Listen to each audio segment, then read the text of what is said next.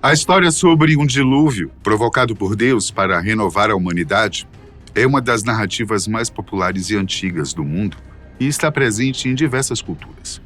Desde a epopeia de Gilgamesh, considerada a obra literária mais antiga já encontrada, até os mitos desenvolvidos pelos povos originários das Américas. Na versão cristã, essa narrativa foi protagonizada por Noé, o homem instruído por Deus para construir uma arca que seria capaz de abrigar sua família, além de um casal de animais de cada espécie. Sendo obediente aos desígnios divinos, Noé teria sido capaz de resistir aos 40 dias e 40 noites de tempestade e foi o responsável por repovoar a terra a partir de uma nova aliança estabelecida entre o Criador e suas criaturas. Tudo isso foi descrito pelo livro de Gênesis, assim como o local onde a arca teria aportado, o Monte Ararat, que fica no atual território da Turquia. E como você deve imaginar, várias buscas foram feitas ao longo dos séculos para tentar encontrar alguma evidência do paradeiro e da existência da arca, mas todas elas foram frustradas. Bom, pelo menos até agora.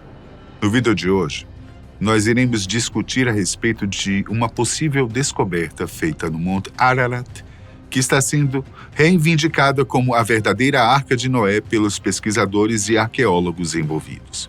Vamos te mostrar as imagens gravadas no local, assim como os objetos que eles dizem ter pertencido à família do homem justo que salvou a humanidade. Será que finalmente a procura chegou ao fim? Vamos descobrir. A história de Noé e da construção da barca é contada entre os capítulos 6 e 9 da Bíblia. Tudo começa com a percepção de Deus de que os homens estavam corrompidos.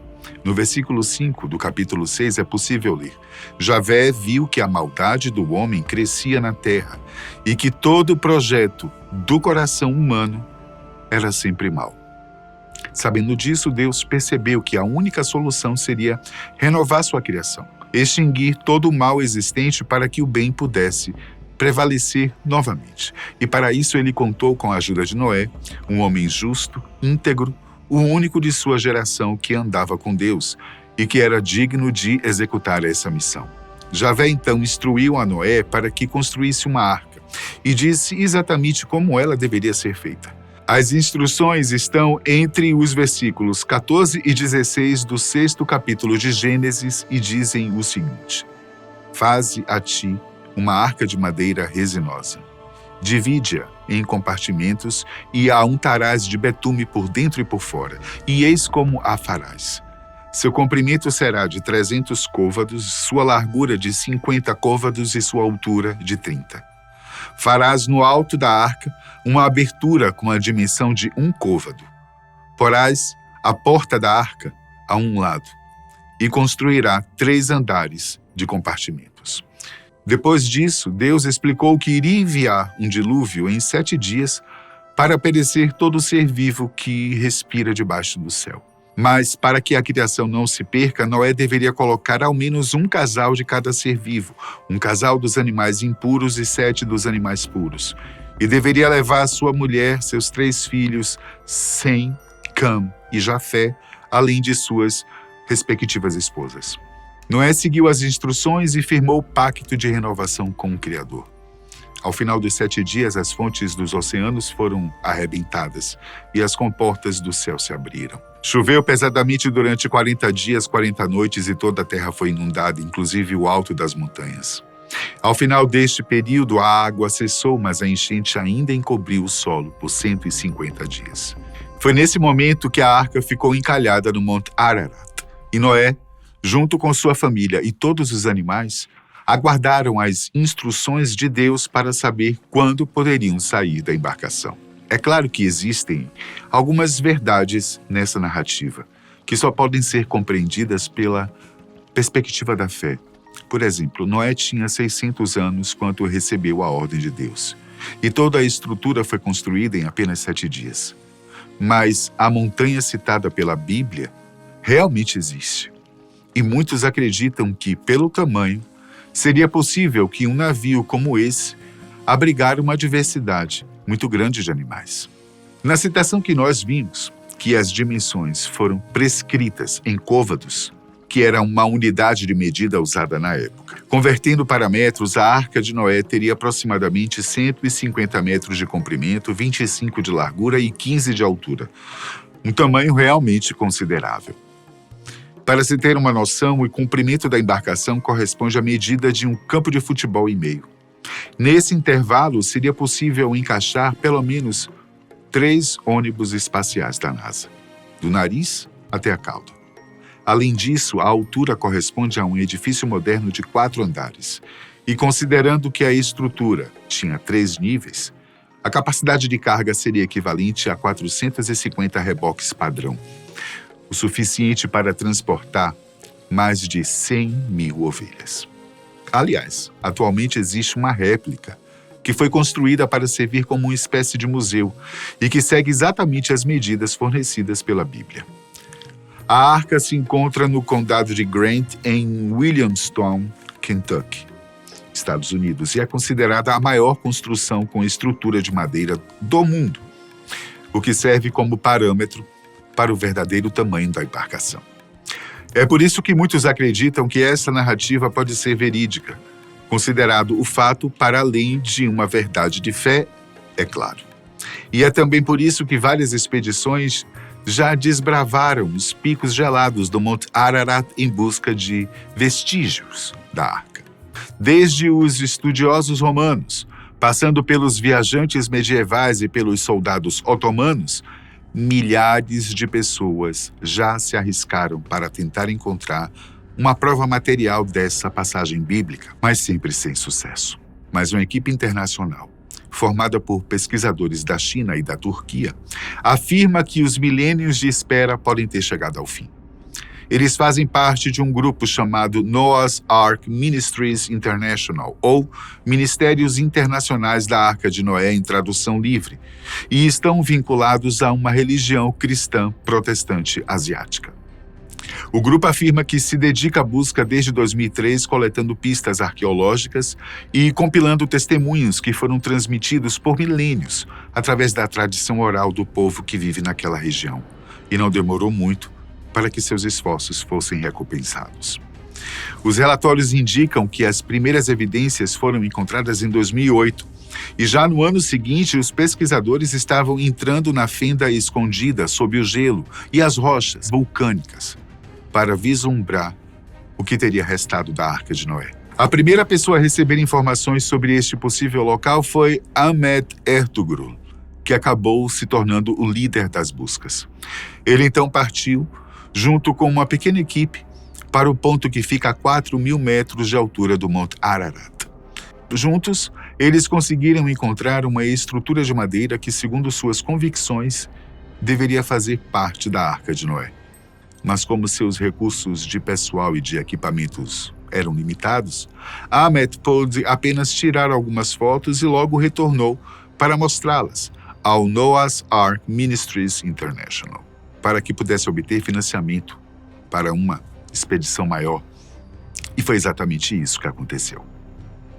Várias viagens foram feitas para o local, cada uma trazendo novas informações, e isso durou mais de um ano. Cada vez que os pesquisadores voltavam, eles estavam mais esperançosos. Muitos vestígios promissores já haviam sido encontrados por lá, mas eles sempre eram refutados.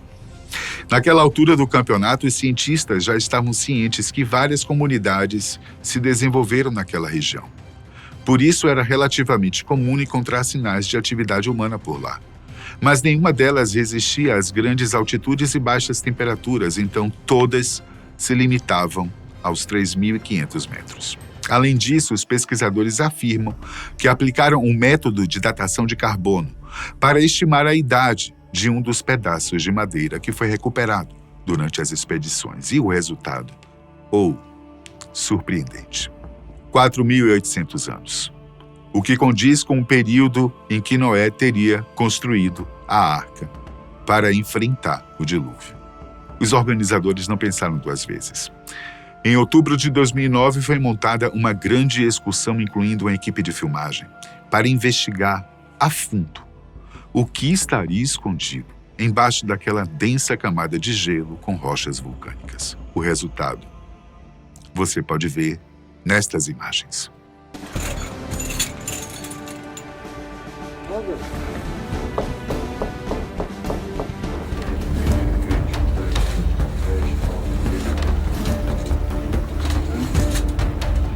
Impressionante, não é não? Ao todo, os pesquisadores encontraram 7 espaços, algo como 7 cavidades, que foram formadas pela mistura dos vestígios de madeira com as estruturas de rocha e gelo, que foram se depositando ao longo dos anos. Esses espaços foram descritos e organizados da seguinte maneira. O primeiro seria uma cavidade coberta quase que totalmente pelo gelo, mas com uma viga de madeira presa por uma espiga, uma espécie de junção que não usa pregos ou amarras, algo bastante típico para a época de Noé. O segundo espaço, por sua vez, tinha um formato em L e, provavelmente, fazia parte de uma sala em formato de caixa que já estava bastante decomposta. Nele também era possível observar vigas encaixadas com a técnica de espiga. O terceiro espaço foi o primeiro que realmente se parecia com um barco. Ele era bem mais amplo, com pelo menos 5 metros de altura, e todas as paredes eram curvas e inclinadas, como a proa de uma embarcação. Nele havia uma abertura em um dos lados, com mais ou menos 1 metro de altura e meio metro de largura, mas os pesquisadores preferiram não acessá-lo, devido ao risco de ficarem sem oxigênio. A quarta sala também era bastante interessante e promissora. Ela tinha dimensões proporcionais de 2 metros de altura e largura e contava com uma viga de madeira com pinos ao longo de um dos lados, o que os investigadores presumiram que poderia ser usado para prender os animais com cordas. Além disso, o outro lado estava repleto de estruturas que se pareciam com prateleiras, que poderiam servir para armazenar os suprimentos. O quinto espaço era apenas um túnel para conectar 2 salas e o sexto possuía uma escada, que parecia ter sido esculpida em um tronco. Os pesquisadores subiram pelos degraus e encontraram uma porta. Uma passagem que provavelmente levaria a um piso superior, mas a armação estava emperrada, e eles não quiseram forçar para não comprometer a estrutura. Também não foi possível acessar o 7º e último espaço, mas a equipe pode visualizá-lo e tirar fotos através de uma pequena abertura. Estima-se que ele tenha 5 metros de largura e 12 de altura, e provavelmente foi usado para abrigar animais de grande porte. Essa descoberta foi simplesmente estonteante, e todos os envolvidos concordaram que ela deveria ser compartilhada com o mundo. Por isso, no dia 25 de abril de 2010, o Instituto Noah's Ark Ministries International convocou uma coletiva de imprensa em um hotel de luxo em Hong Kong para compartilhar seus achados com a mídia. Na ocasião, estavam presentes membros da instituição organizadora e da equipe de expedição, um historiador da arte, arqueólogos e outros acadêmicos e funcionários do governo turco. Todos estavam bastante eufóricos com o potencial da descoberta, mas, como vocês podem imaginar, os achados não foram recebidos com entusiasmo e otimismo por todas as delegações de cientistas e jornalistas. Eric Klein, um proeminente arqueólogo bíblico da Universidade George Washington, disse que o estranhamento começou no momento em que a equipe preferiu divulgar os resultados à imprensa ao invés de publicá-los em artigos acadêmicos, para que as evidências fossem investigadas e revisadas por seus pares, como normalmente acontece no meio científico. Além disso, quando os jornalistas questionaram onde exatamente estava o local da descoberta, a equipe disse que a localização exata não seria compartilhada, pois eles temiam que a integridade dos vestígios pudessem ser comprometida. No entanto, existem instituições próprias e específicas para preservar e proteger patrimônios como este, que deveriam pertencer a toda a humanidade, como a Unesco. Por isso, não é necessário ou permitido que organizações privadas controlem e monopolizem o acesso a sítios arqueológicos como este. Além disso, houve uma série de vazamentos que contribuíram para o descrédito da descoberta. Talvez o mais notório deles tenha sido um e-mail enviado pelo Dr. Price, o diretor do Centro de Estudos Judaicos da Liberty University, que fica na Virgínia. Ele era o arqueólogo responsável pela equipe, que fez os registros em 2009. Mas um correio eletrônico das conversas que eles tiveram colocou tudo a perder. Nele, Price afirma que os registros foram feitos em uma estrutura antiga no Mar Negro. Posteriormente, durante o verão de 2009, todo o material, incluindo as madeiras e os utensílios, foram levados para o Monte Ararat por uma equipe de trabalhadores curdos. É claro que a instituição chinesa desmentiu o caso, mas isso não foi suficiente para reaver a sua credibilidade. Principalmente se levarmos em conta todo o contexto da descoberta e da divulgação que acabamos de mencionar. Assim, o mais provável é que realmente se trata de uma estrutura plantada, feita para provar um ponto da organização, ou realmente se trata de uma descoberta legítima, mas de um assentamento daquela região, e não da Arca de Noé. Mesmo assim, os membros do Noah's Ark Ministries International continuaram insistindo na veracidade dos fatos e até construíram um museu para expor os achados como potes, vasilhames, pedaços de tecido, corda. Eles também quiseram montar, com o auxílio de algumas autoridades turcas, uma companhia de turismo para organizar expedições para o local onde a Arca de Noé estaria repousando. O mesmo local que não podia ser divulgado para evitar o comprometimento das provas. É irônico, né? Para dizer o mínimo. Pesquisas como essas, infelizmente, comprometem a validade e a confiabilidade que a ciência conquistou ao longo dos anos. O arqueólogo da Universidade George Washington, Eric Klein, diz que o público está começando a criar expectativas irrealistas acerca da arqueologia. Esse ramo de pesquisa não foi criado para buscar vestígios que comprovem uma teoria, mas para coletar e analisar potenciais evidências e, a partir disso, formular hipóteses explicativas, não o contrário. Isso ajuda a diminuir a interferência subjetiva do pesquisador e previne que sejam criados vieses e adaptações para que os vestígios caibam nas expectativas do cientista.